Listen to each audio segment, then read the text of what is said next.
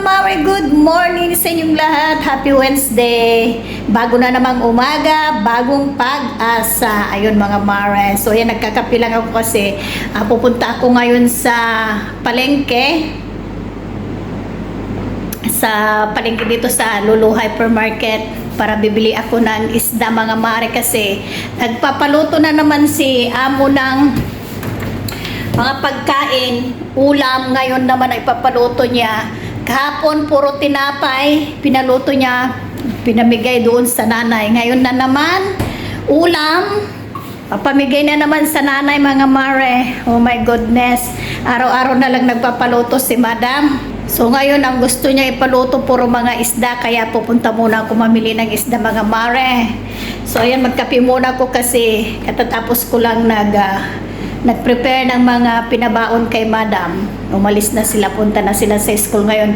Pupunta na naman ako, bibili ng mga isda. Yan na naman ang ating ganap mga Mare. As usual, luto-luto dito sa kusina. Maghapon na naman kami dito sa kusina. Sure na yan. Kahapon nga almost na kami natapos, alas 3 kasi nagpaluto pa siya ng yung tinapay nga, kaya alas 3 na kami natapos at saka late na rin kami nakapagpahinga. So yun ang ating ganap kahapon mga Mare. Tapos ganap na naman ngayon, luto na naman. Buti sana kung isang putahe lang mga Mare papaluto niya. Ilang putahe yung 3. Ay nako, ang inyong Mare ko na-stress sa pagluluto. Charot lang. So yan mga Mare, alis muna ako para mamili. Dito na yung aming driver. Super init.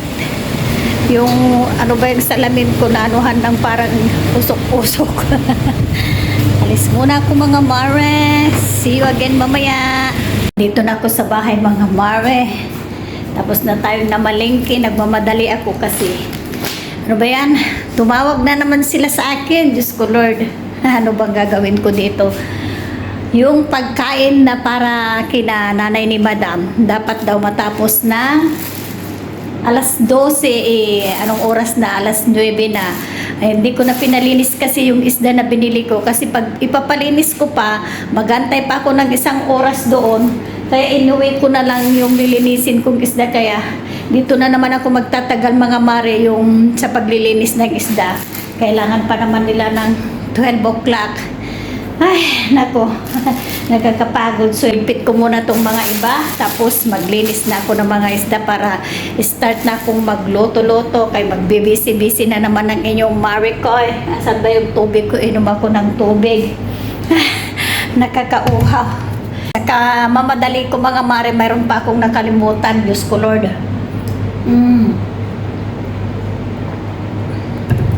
Pati yung gusto kong bilhin na nakalimutan ko na. Ano ba yun? Meron pa sana akong bibilhin. Nagmamadali naman akong umuwi kasi Mare, tumawag sa akin si madam. Wag daw akong mag-late kasi yung pagkain ay kailangan ng 12 o'clock. Bumili ako ng isda para sa fish stew, fish saluna, isdang pang prito, yung ano ba tawag dito, safi na isda. At bumili din ako ng para sa amin, mag-ulam kami ng pusit. Nakakita ko ng pusit, kaya bumili ako pusit at ulamin namin ng mga inday.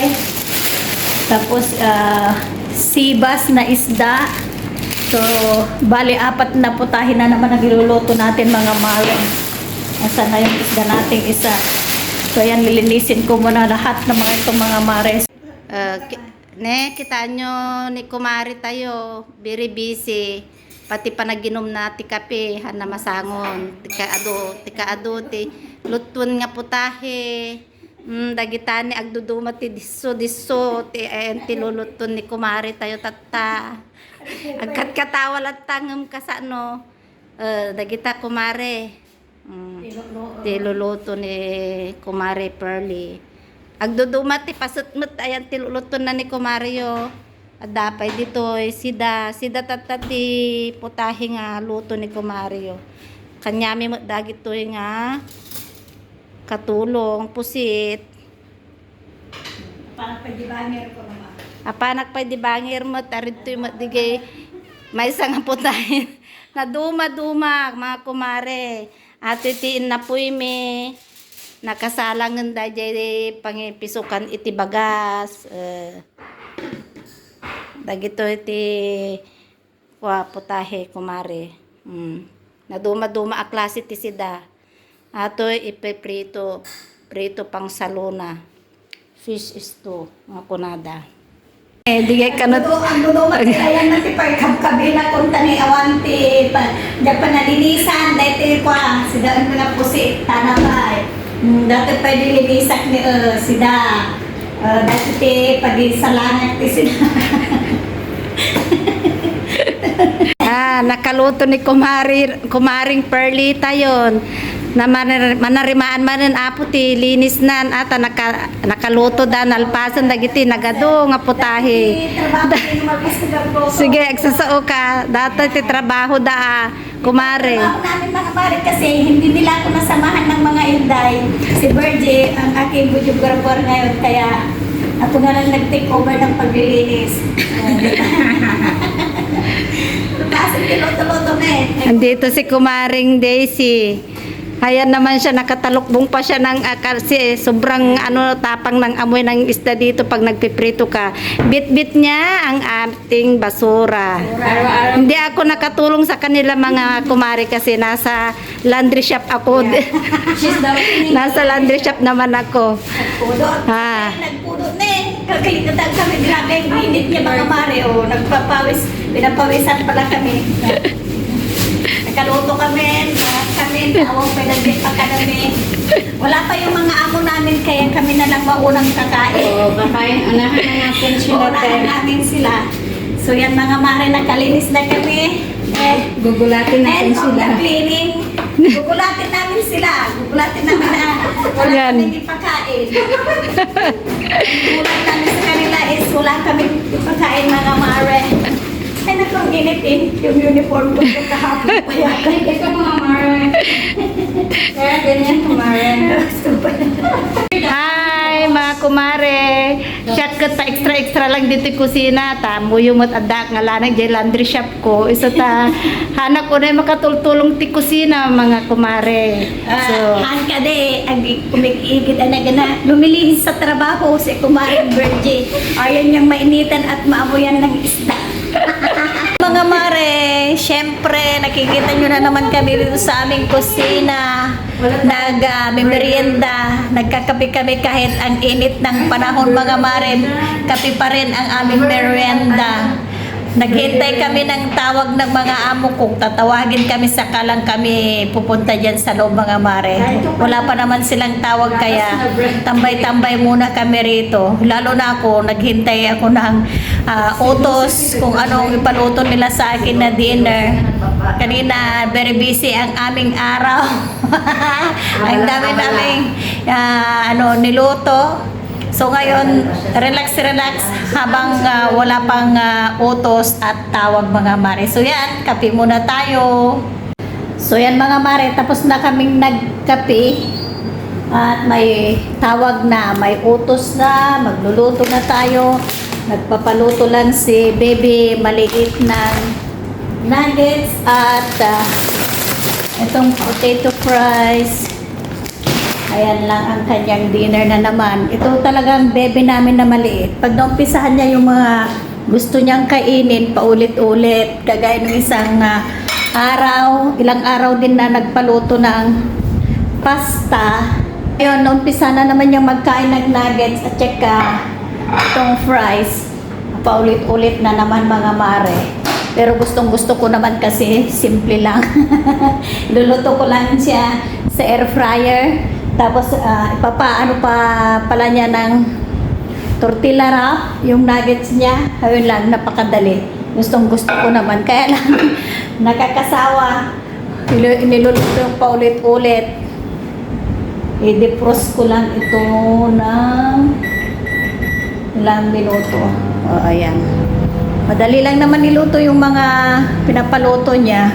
Mga mare, naluto ko na yung pa-dinner kay Bebe Maliit. Sumunod naman si Madam nagtawag at magdi-dinner din daw siya. So ito na yung mga style nila mga mare, yung sunod-sunod magpaluto. Hindi na lang sabay-sabay. Si Madam naman, pinagluluto ko siya ng beef burger. Ayan ang kanyang burger. Niluluto lang natin dito sa air fryer. Tapos, nagpaluto din siya ng french fries. Kunti lang daw. Kunti lang. Kaya yan mga mare ko, kunti lang ang niluto ko talaga. Mga 7 lang na piraso. Ayan ang kanyang kakainin na french fries. Yan din ang sinabi niya kasi, kunti lang daw. Shuay. So, gawin pa yung pagluluto natin mga mare. Dumating yung inyong mga kumare. Nagtatanong kung ano daw ang kainin namin.